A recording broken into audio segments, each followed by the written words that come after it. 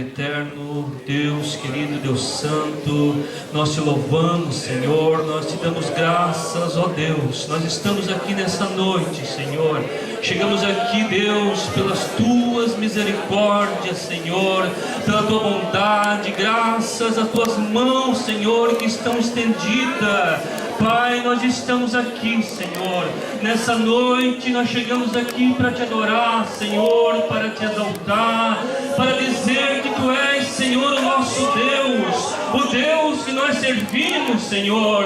Nós, Senhor, te bendizemos, Senhor, te louvamos por estar na tua presença, Senhor, nessa noite, Deus, onde a tua presença se faz real no nosso meio, Pai eterno. Nós, Senhor, vamos entrar agora, Senhor, no momento da tua palavra. Nós te pedimos, Senhor, nesta hora, usa, Senhor, o teu filho nas tuas mãos, Senhor. Nós te pedimos em nome de Jesus. Amém.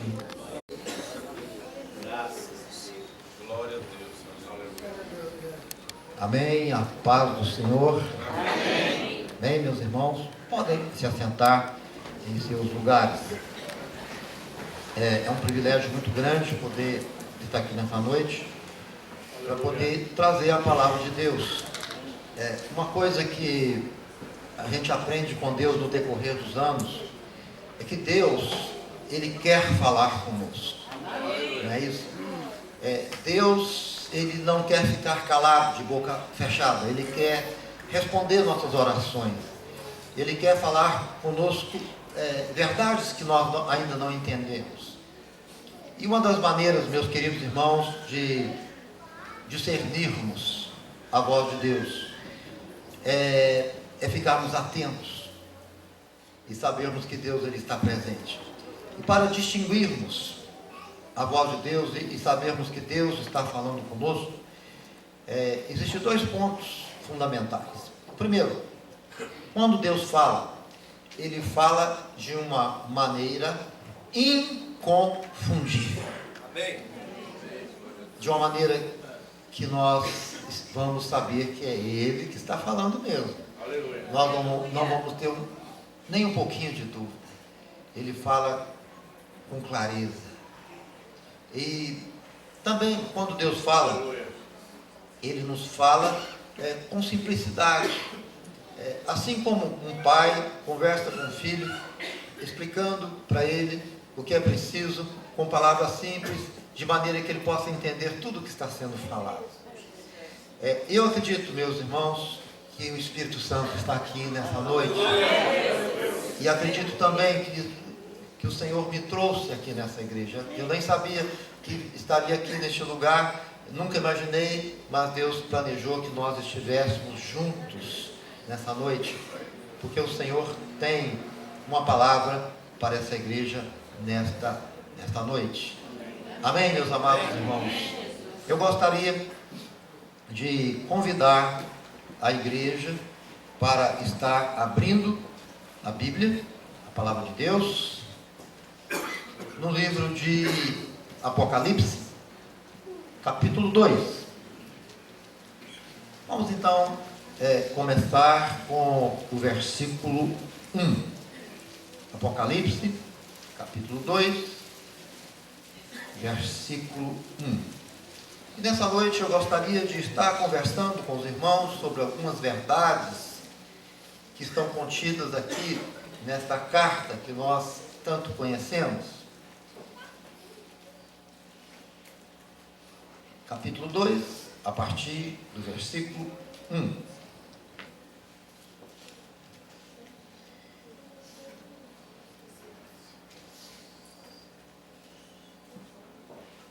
Escreve ao anjo da igreja que está em Éfeso. Isso diz aquele que tem na sua destra as 7 estrelas, que anda no meio dos 7 candeeiros de ouro. Conheço as tuas obras, o teu trabalho, a tua paciência, e que não pode sofrer os maus.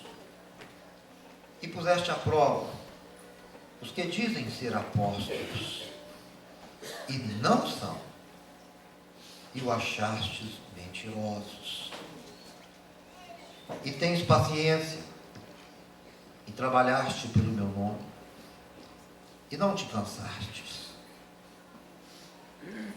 Tenho, porém, contra ti que abandonastes o teu primeiro amor.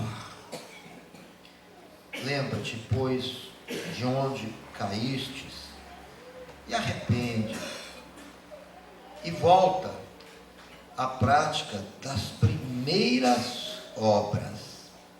Senão, virei contra ti e removerei o seu candeeiro, caso não te arrependas.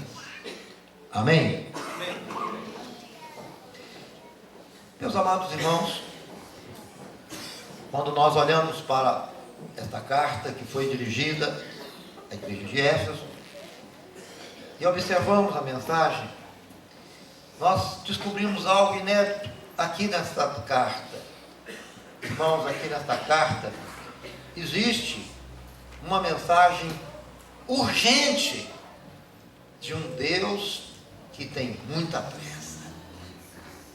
Uma mensagem direcionada à igreja de Éfeso, mas ao mesmo tempo uma mensagem direcionada aos nossos dias e também direcionada para nós que estamos aqui hoje.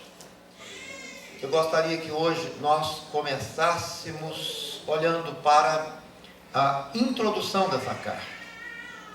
Vemos então o Espírito de Deus relembrando a igreja de Éfeso, o seu começo, a sua história, suas vitórias.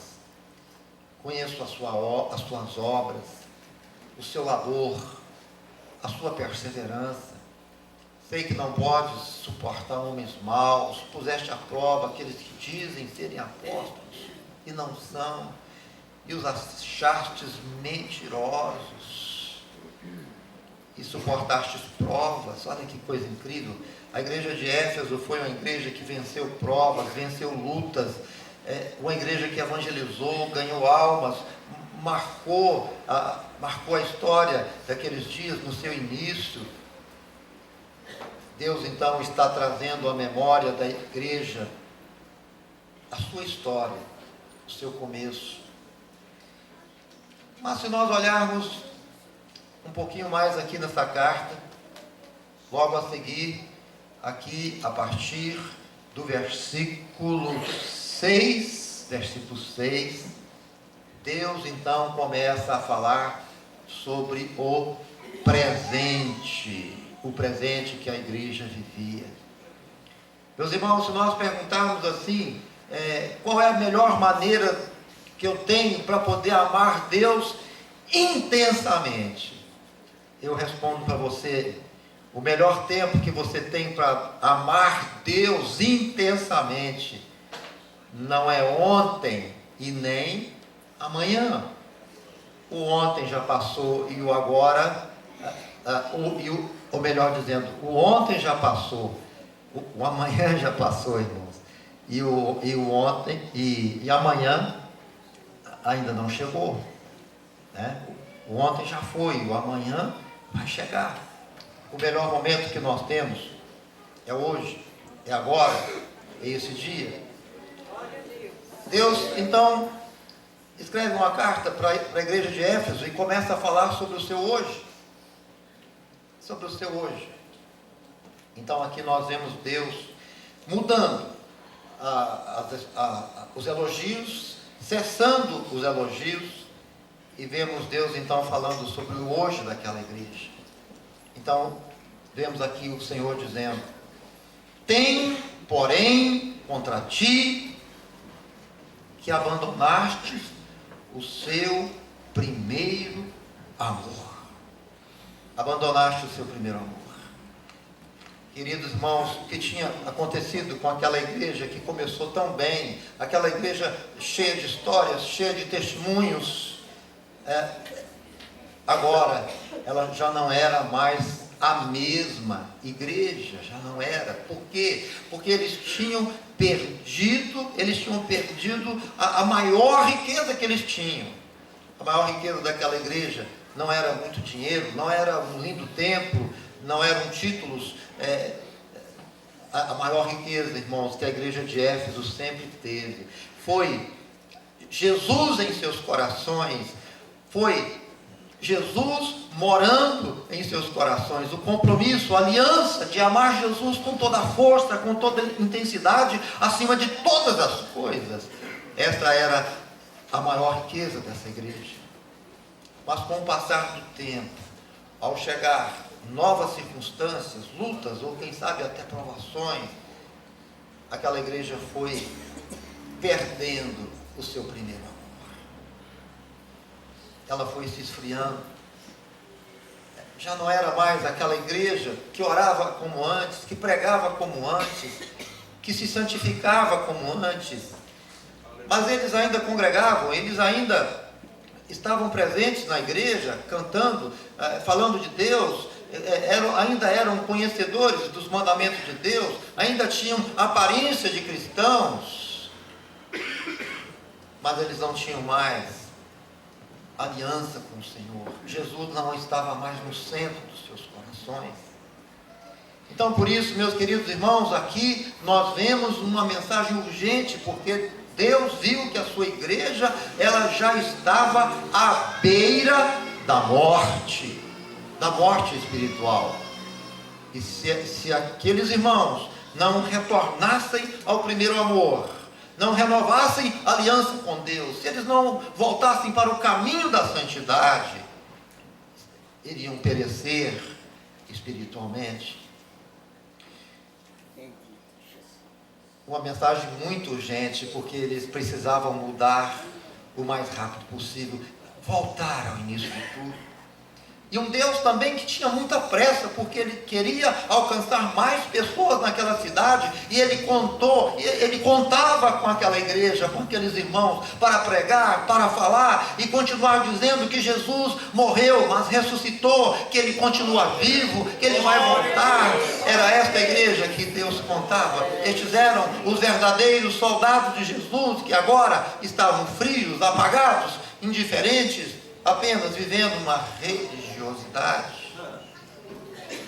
Meus amados irmãos, quando eu vejo esta carta, eu vejo também os dias que nós estamos vivendo. Eu vejo os dias em que nós estamos vivendo.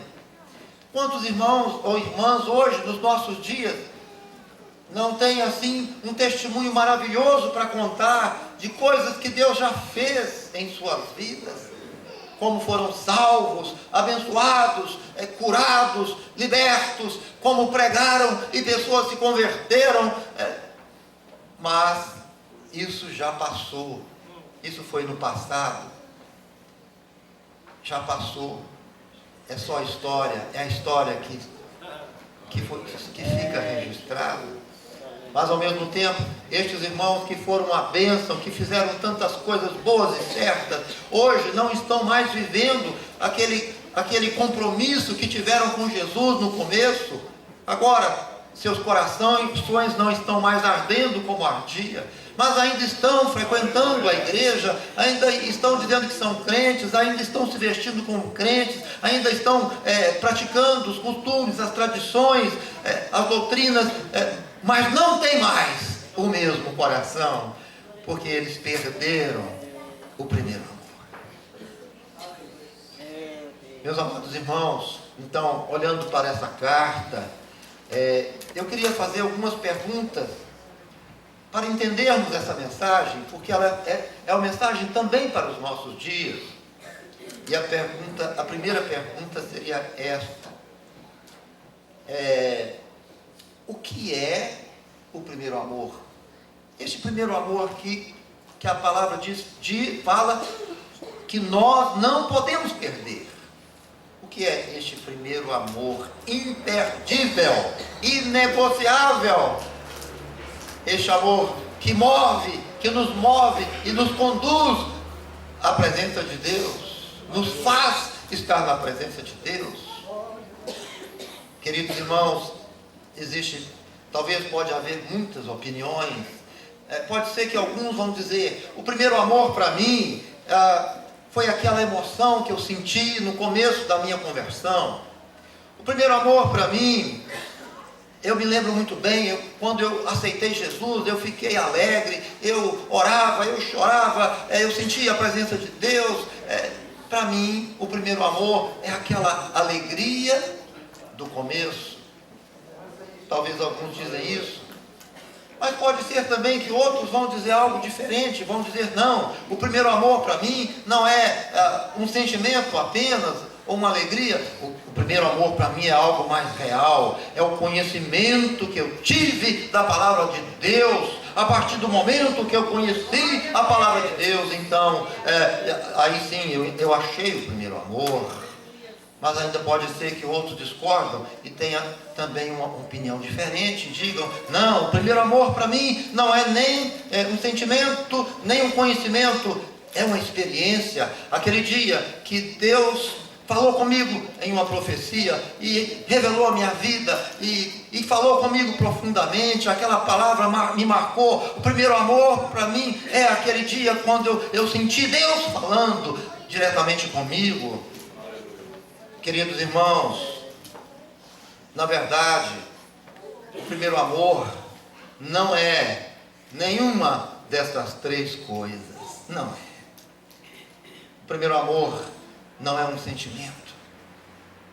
Um sentimento que vem até nós e nos deixa alegres, felizes, emocionados. Não. A alegria que vem no nosso coração é consequência da presença de Deus. Isso sim.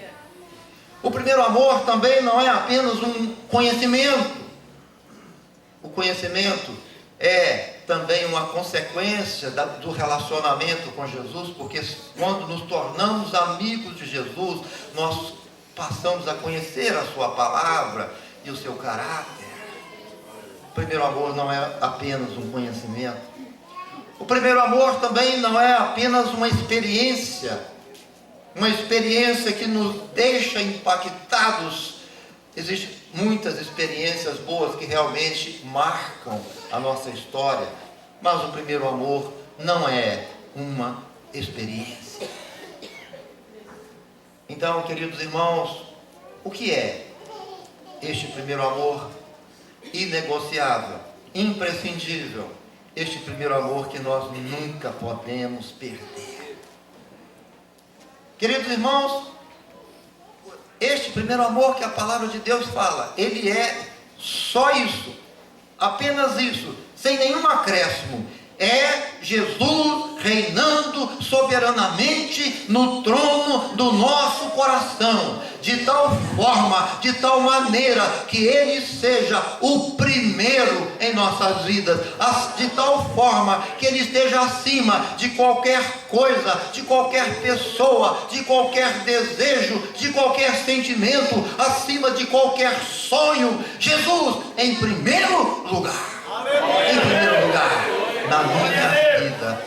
Isso é o primeiro amor verdadeiro que a palavra de Deus fala. Jesus, o meu primeiro amor. Ele precisa ser aquele rei que se assenta soberanamente no trono dos nossos corações. Existe por aí uma ilustração que tipifica essa verdade. Essa ilustração diz que dentro do coração do homem existe um trono. Você pode imaginar um trono onde um rei se assenta. Então, existe um trono dentro do seu coração. Agora, não existe trono que dois reis possam se assentar juntos na cadeira. Só pode haver um rei. Só um, apenas um. E do nosso coração, irmãos, existem dois reis que querem, sim, se assentar no trono dos nossos corações. Mas os dois não podem ficar juntos. Ou é um, ou é outro. E quais são esses dois reis? Um nós podemos chamá-lo de eu, o meu ego. Então, quando eu se assenta no trono, funciona assim. Eu mando na minha vida, eu faço o que eu quero. Se eu estou sentindo vontade de pecar, eu vou pecar, porque eu vou me sentir feliz com este pecar. Quando eu se assenta, ele manda. Ele sabe o que é a verdade, mas ele não pratica a verdade, porque ele quer fazer o que ele quer. Quando eu senta, então nós vivemos o egoísmo descrito na palavra de Deus. Mas quem seria aquele outro que também quer se assentar no nosso coração? Meus queridos irmãos, é Jesus, o nosso Senhor e Salvador, aquele que derramou o seu sangue lá na cruz do Calvário, para que os nossos pecados fossem perdoados. Ele quer morar no seu coração, no meu coração, e Ele quer se assentar neste trono, de maneira que Ele seja o nosso Senhor, aquele que dirige a nossa vida, aquele que nos conduz, aquele que nos leva até o centro do querer do Pai. Mas o eu e o ego não podem ficar juntos. Ou é o eu, ou é Jesus. Quando é que nós perdemos o nosso primeiro amor, queridos irmãos? É quando nós dizemos: Jesus, eu não te quero mais no trono do meu coração. Agora eu quero fazer a minha vontade. Agora, Jesus, eu quero praticar os pecados que eu sempre planejei. E quando nós usamos o nosso livre arbítrio e falamos: agora eu vou fazer o que eu quero. Então, irmãos, é este momento que nós perdemos o nosso primeiro amor. Aleluia. Eu ainda queria fazer, ou melhor dizendo, eu quero ainda fazer uma segunda pergunta, para que nós possamos entender este primeiro amor. E a segunda pergunta é esta: como acontece, irmãos, como pode acontecer alguém que se converteu, alguém que provou do primeiro amor, alguém que já sabe que Jesus é o Senhor, o Filho de Deus, alguém comprometido com Deus, aí o tempo vai passando, essa pessoa então vai perdendo essa comunhão, vai se esfriando na fé, mas ainda está dentro da igreja, muitos ainda estão dentro da igreja, vai se esfriando na fé. Como pode alguém perder o primeiro amor assim e voltar para aqueles pecados antigos? Será que você não sabe que Jesus é o melhor rei que existe? Ele é o melhor rei que pode se assentar no trono do seu coração. Será que você não sabe que você é um péssimo rei? Se você falar: eu vou mandar, você vai quebrar a cara, você vai fazer coisas erradas e você pode chegar até o inferno se você não se arrepender. Às vezes, irmãos, nós encontramos alguns que estão perdidos dentro da própria igreja. Por que não dar esse título? Perdidos dentro de casa. Eu lembro quando eu era criança, não sei quantos anos, mas devia ter talvez uns 6 anos, mais ou menos isso. Morava numa casa muito grande. E eu lembro, eu consigo lembrar desse dia.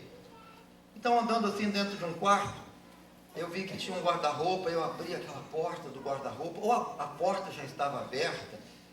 E sabe o que eu fiz, irmãos?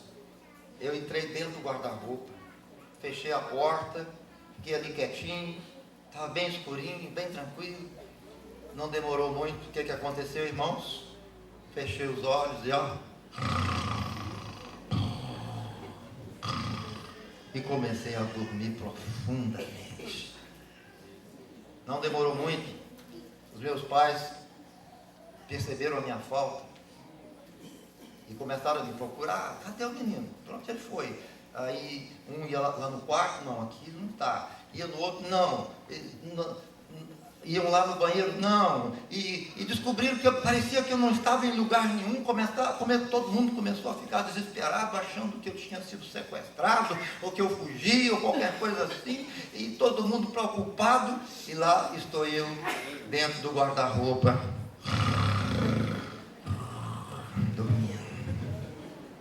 Que coisa, né, irmãos?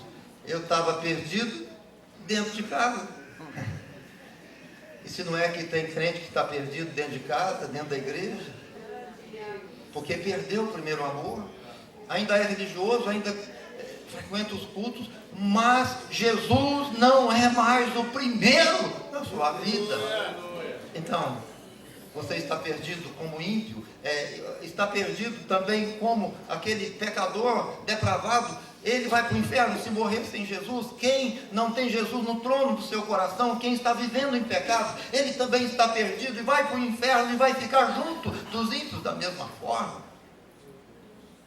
Irmãos, isso é muito sério. É muito sério.